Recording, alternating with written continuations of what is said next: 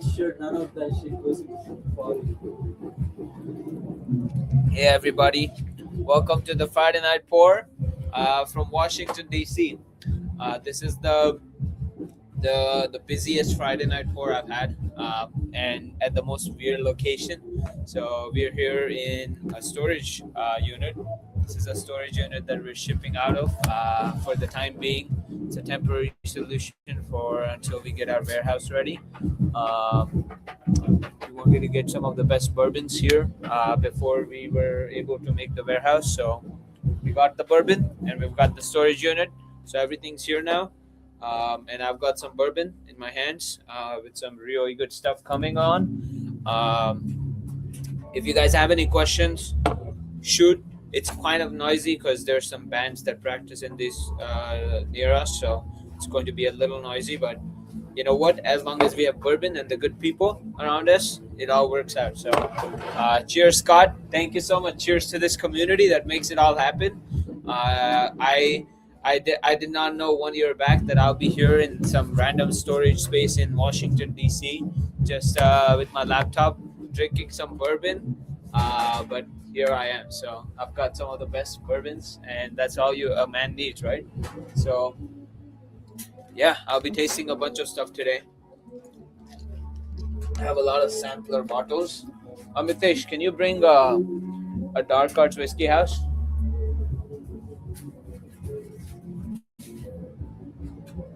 I've got this bottle as well. This is the Dark Arts Whiskey House. All the fiddlers are right here. The New Louisville is right here. The Dark Arts I've tried before. I love it. It's my favorite finished bourbon of all time. Is it really noisy or is it like okay to listen to me? You guys tell me. Shannon, how are you? I was just looking at your order. Your order was, I think, one of the first 10 orders that we received on Whiskey Library. And you got everything. It was crazy. But yeah, I've got some really good stuff. Actually, right after you placed the order, Shannon, we got the Dark Arts in and the Elkwood in. So these are the two bottles that we just received right after you placed the order. So the Elkwood 11 year. So these guys are infamous for their buff turkey barrels, and it's 122 proof cast strength, release number 2. So this is the second barrel that they've ever released, and it's a French oaked bourbon.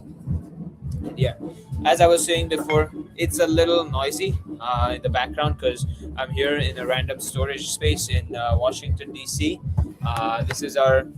This is our temporary solution until we get our warehouse, which will take another month or so, or about 15 days. Sooner the better, fingers crossed. But we had to rent out about four right now, 4 storage units for the boxes, for the UPS pickups, everything like that.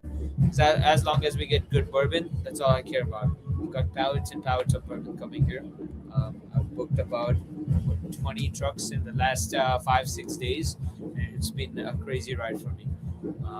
Didn't expect December to be this crazy. One of the trucks is carrying a lot of free ranch, about 1,000 bottles of free ranch that we committed to. Free ranch small batch and the farm strength bourbon. I'm also getting some rye in, about 1 or 2 cases, but mostly just bourbon. So that's the sneak peek. I'll be trying so this is the C407 and the C520. So I've got the new Louisville C520 right here. This is the Velvet Dream. I'll be trying this one today. The Velvet Dream New Louisville. And then I've also got the C407, the Chocolate Fondue. So these are the 2 I will be trying today. These are the 2 that I'll be opening up. And then I've also got the Hazel Baker 6-year bottled in bond. So yeah, these are a few bottles that I have here. I've also got a 60-year-old Scotch. Yeah, that's the background music. I actually hired this brand to play in the back. But yeah, I've also got a 60-year-old sherry finished single malt whiskey. So I don't know if I tried this before, but yeah, it's whatever. You know what I like about being in DC is that we can have these custom labels made. This one says Liquid Gold, it says Whiskey Library. In New York, it's not legal for us to label our bourbon. Hey, Greg, what's up, man? Good to see you. I was just telling everybody, we've got a good lineup of bourbons here, and even though we're in here in a storage space, that's all you need. You know, you need some good bourbon and some good friends to have it with. And I've got you guys, so pretty happy. This is the Hazelbaker. So this is the 6-year Hazelbaker Kentucky bottled in bond. And then I've also got the toasted wheated. This one is a barrel that isn't here yet, so I won't be trying it. But all the other ones are here. So let's start off with the New Louisville Whiskey Company. Okay, this one. New Louisville Whiskey Company 407. This is the chocolate fondue right here. Beautiful label. Chocolate fondue.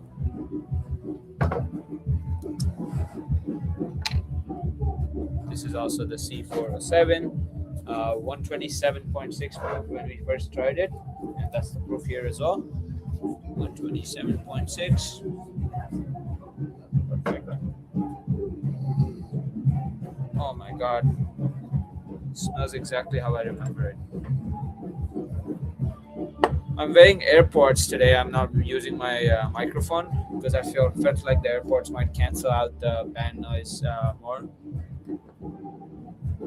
Oh no, I drove here. I had to bring a lot of stuff. So, but one of my buddies, he took the Amtrak from New York to DC. They're making a new line that goes straight from Long Island to DC, which is pretty convenient for me.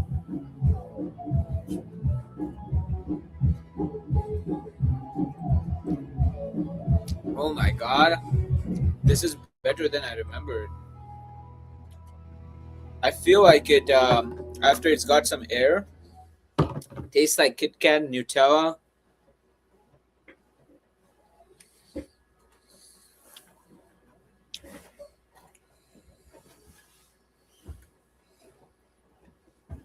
This reminds me of the Bookers. The Bookers that I tried in the Food and Wine Festival or the Whiskey Festival in Manhattan. I tried the Bookers, the little book, and the Bookers was my favorite.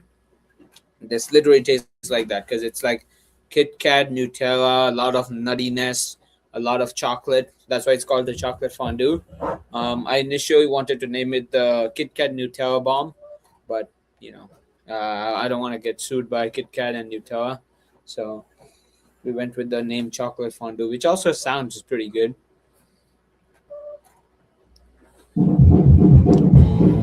This is beautiful, bourbon. Beautiful. Oh my god. Wow. Alright, I need to get my jump cup or the infinity cup.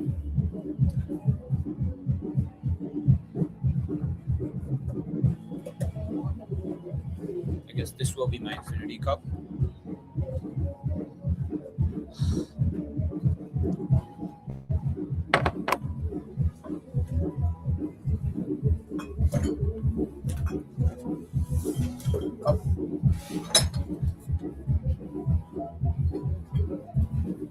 Maybe there.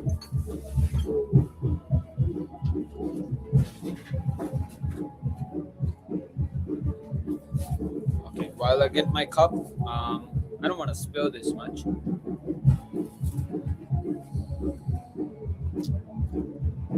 It's got a salty note too. I feel like it's some sea salt, which I like. I like the chocolate sea salt vibe. So this was the 407, right? Oh no, this was. Yep. No. Oh yeah, right here. C407. This is the one I tried. It's a New Louisville 9-year Kit Kat Nutella. It's fine. I'll just no infinity cup today, which sucks. Next time I'll be more prepared for the Friday night course. This one is the Velvet Dream. C520. So this is the C520 without the fancy label. So these two are the same thing. C520, C520. This is the Velvet Dream, and the picture is pretty suggestive. Um, let's see if the picture lives up to the hype. I will say a lot of the bourbon, when it gets some breathing time, it tastes better. That's what I've seen. The neck pours aren't the best. That's why I'm not opening up these bottles. But that's not the only reason, obviously. But if I open the bottle and taste it right now, I'm gonna get the neck pour, which won't be as good as the sampler bottles, which have been sitting there for a really long time.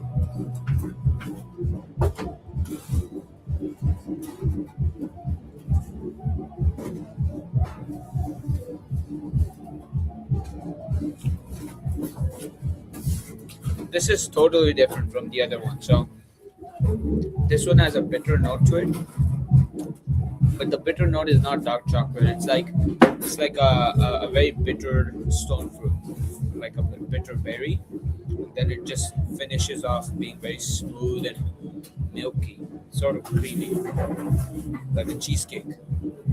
It's like a it's like a blueberry cheesecake or like a blackberry cheesecake, blackberry currant cheesecake. Yep, this is a black currant cheesecake right here.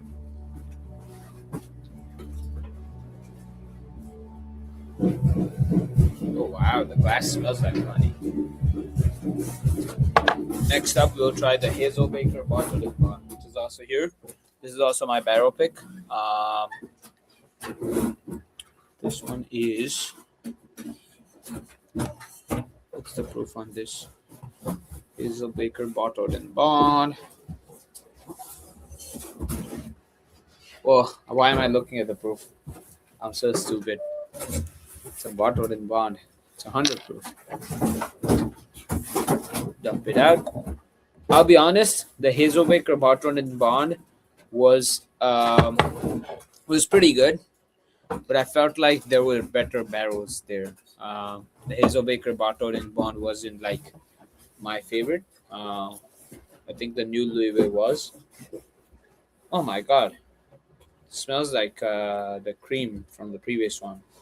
Maybe it's because let me wash the cup.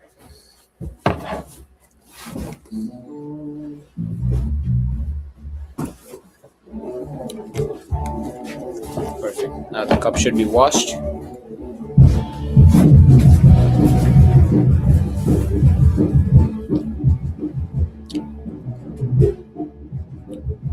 Yeah, it's way more scotchy. It's giving like a single malt scotch, a husky note, which I don't know. I'm not a big fan of. Yeah, it's good. I don't know if it's like my best barrel pick so far, but it's not bad. I mean, it's a good daily sipper bourbon. If like I had nothing else, but yeah. Hazel Baker bottle and gone.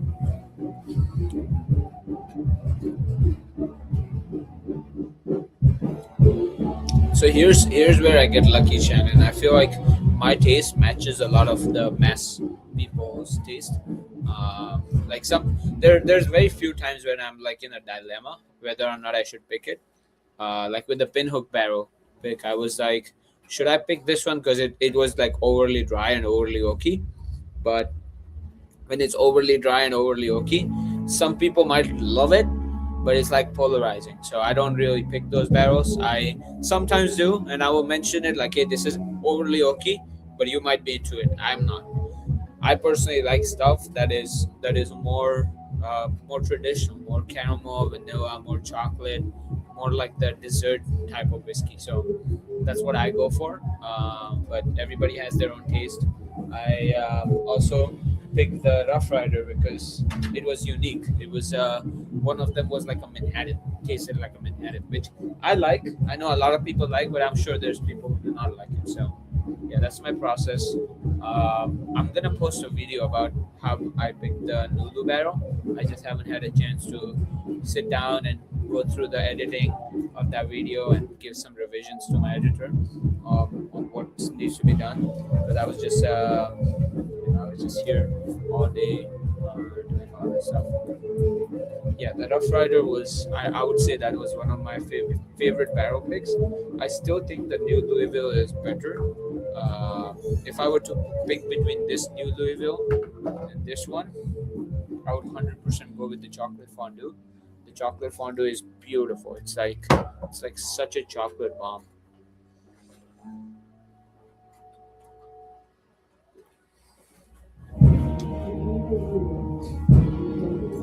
Perfect. Now let's go for the scotch. This would be the last pour of the day. I hate to cut it short, but uh, there's just so much noise, so many things going on. I meant for this Friday night pour to be a longer one, but here we go. Next one will be a long one. So this is a 1965 Sherry Homestead Tullibardine Distillery Homestead. So what Harpon told me is that Homestead is one village that makes a lot of good scotch. And this is a 48.4% scotch.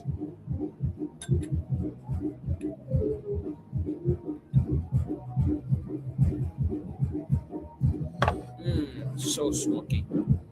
So much smoke. Sample not for resale.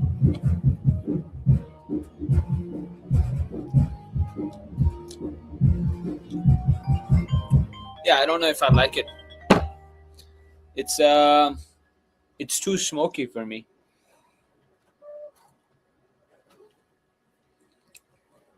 You know where I got this sample from? The Rough Rider guy, Richard, the owner of the Long Island distillery. He just stopped by my store. He was like, "This one's pretty unique. You should try this one." I was like, "Okay, I'll try it." Sure. Never say no to whiskey. I used to have a rule: never say no to bourbon, but then it changed to never say no to whiskey because I like rye whiskey too. I like a lot of different types of whiskey. So yeah, but I think by far out of here, the Kit Kat Nutella, the C407 is the best one. Uh, Other than the dark cards, obviously. The dark cards is something that's really nice as well, but it's a finished bourbon. A lot of people don't like finished bourbon, so I don't know why people have this obsession with I only drink non-finished bourbon. I don't get it. If it tastes good, it tastes good. But yeah, thank you so much and cheers for joining. I'm sorry I have to cut it short, but next time will be a good Friday night pour and we'll get a pour form. Thank you so much for joining, guys. Cheers. And next week is Christmas, so not sure there will be a Friday night pour, but I'll try my best. Cheers.